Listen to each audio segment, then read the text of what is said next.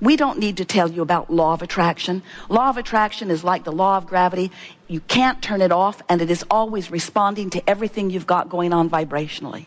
It is responding to what you've got going on. It equals your point of attraction. In other words, law of attraction is responding to what you've got going on.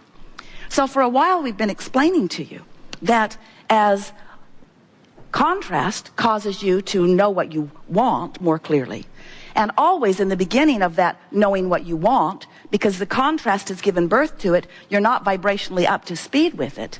There is this vibrational gap that's going on because law of attraction is now responding to your inner being who is in the vortex, who is lining up all of the cooperative components big time in order to assist you in the full manifestation and realization of everything that you want. And here you are, having whatever thoughts and beliefs and expectations that you had usually before you launched the desire. So there is this sort of duality going on where law of attraction is responding to both parts of you. The in the vortex part of you and the potentially not in the vortex part of you. So you've got this sort of split going on often that feels like frustration or overwhelmment that now it is your job to do something about. And that's why we talk to you all day, every day about the art of allowing, about assessing the vibrational difference between who you have actually become. Are you getting what we mean? Do you believe that when you launch a rocket that your inner being actually embraces it and becomes it? Do you know that when you're sick, vibrationally you're weller? That when you don't have enough of something, that vibrationally you have more of it, that when you're confused, vibrationally you're clearer. In other words, this is the way this dynamic universe and the evolution of all species occurs. So there is this vibrational part of you who is calling you home, calling you home, calling you home. And we want to say to you, you're going. The question is, are you going willingly? Because if you relax into it, if you just let go, if you just acknowledge you've done the work, the isness of the vibrational reality is in place. The cooperative components have already been assembled. They will show you amazing things. You will defy the logic of all kinds of people as this vortex does its work. The question is, where are you in vibrational relationship to it? So we've been talking about this for a while, and many of you have been hearing us for a while. Esther certainly has been hearing it for a long while. And she said to Jerry the other day, you know, it's interesting how in all of this that I've been hearing, I realize that I've still been counting on my action for far more than I meant to. Because in many cases, I don't really have to line up with my vortex because I've got people who can just bang it into place. I'll just call someone and say, this is out of whack. Can you take care of it? And they do. They're really good at wrestling things to the ground. But in the process of that, Esther realizes that she doesn't move her vibration. She just calls someone and they wrestle something else to the ground. And then she realizes that sometimes she can create more brush fires than she has brush fire putter-outers. And then a sort of clarity is beginning to occur to many of you. We've been talking about this vortex. You get it, don't you? Conceptually, it's an idea that you can wrap your thoughts around. And we've been letting you know that there is potentially a vibrational gap between who you really are, which is the done deal, the vibrational doneness, it's done, it's done, it's done, and what you have so far allowed to manifest because of what's going on vibrationally.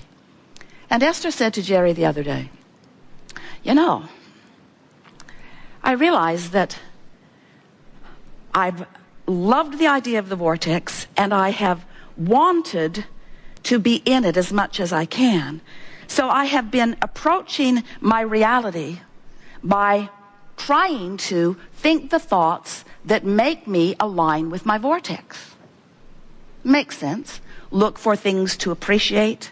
Look for things to bask about. If I find myself feeling negative about something, pivot from it. Say to myself, I know what I don't want. What is it that I do want?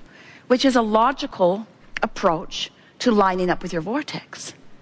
But Esther said, this last week or so, it has flipped for me because now I get it that if I let the vortex and what it means and how it feels be all that I'm thinking about, then in establishing my relationship with the vortex, and every day I'm in it, many times, if I milk my vortex when I'm in it, if I keep it going when I'm there, if I find myself on a happy thought and I rampage it longer, if I let my vortex be my undivided intention, if I let my vortex be what I'm reaching for, I now get it, she said, that my vortex affects my manifestation.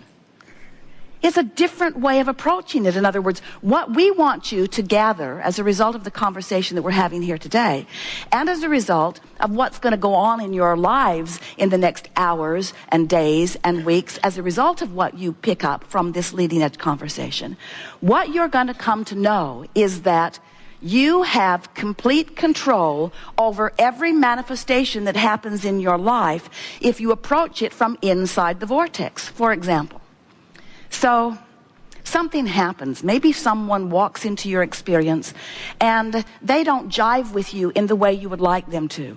They're annoying in some way, or they're unknowledgeable in some way, or they're belligerent in some way. They're abusing someone in some way. It doesn't matter. You witnessed it and you're having a knee-jerk response to it.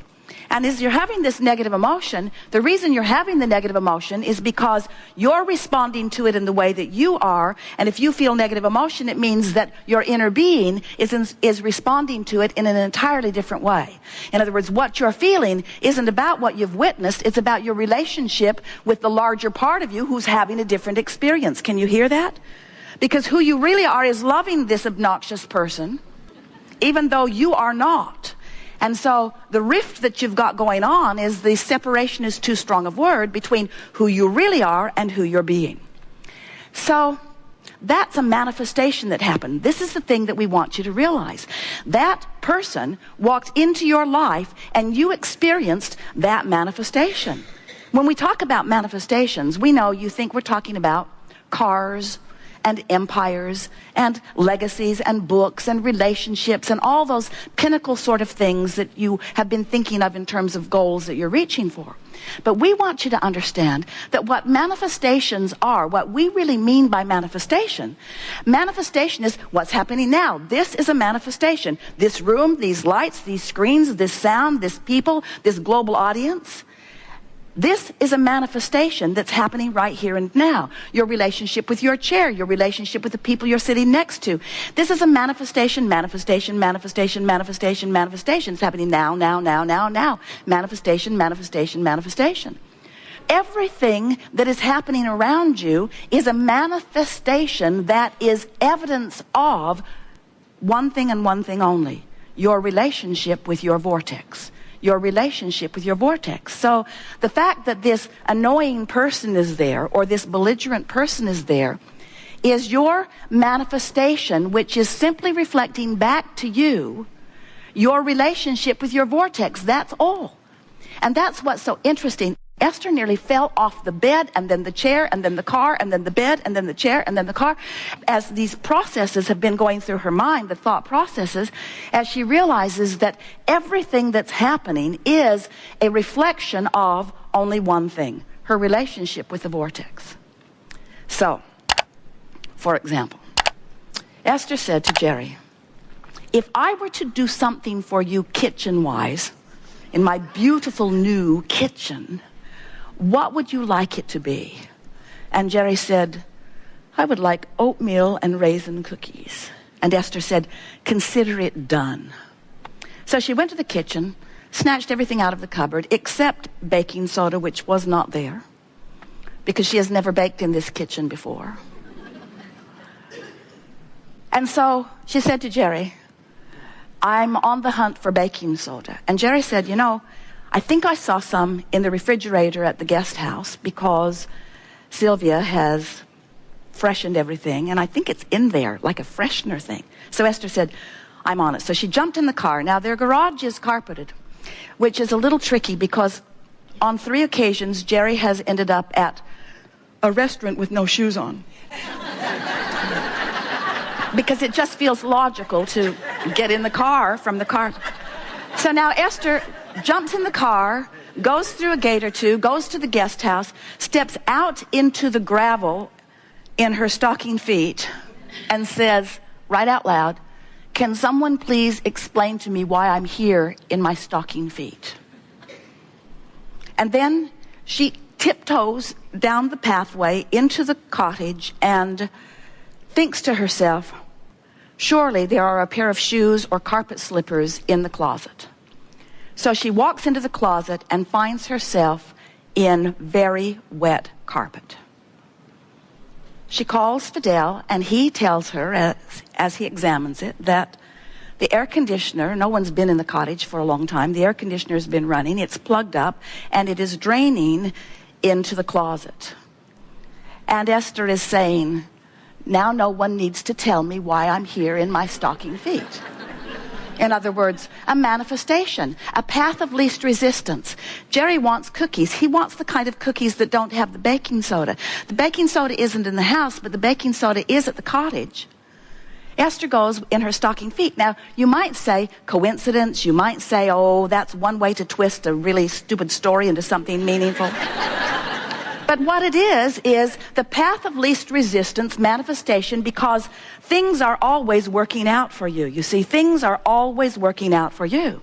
Esther could not get back over to the house to tell Jerry fast enough. She wasn't even upset that the house smelled funky or that the carpet was wet or that she didn't know what the problem was. She was exhilarated that the universe had delivered to her an answer to a problem she did not even know she had, because things are always working out for her. You get what we're talking about.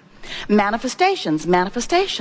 So if you are feeling worried about something, what you're going to receive back as feedback from specialists, from anybody that knows, is information that doesn't have anything to do with your reality, doesn't have anything to do with your expected manifestational reality, doesn't have anything to do with anything except it's feedback to how you're feeling. You say, oh, this test or this x-ray or this conversation or this whatever is coming to me is a statement of fact. And we say, we'll give you that, but it's a statement of only one fact: your vibrational proximity to your vortex, period, end of story.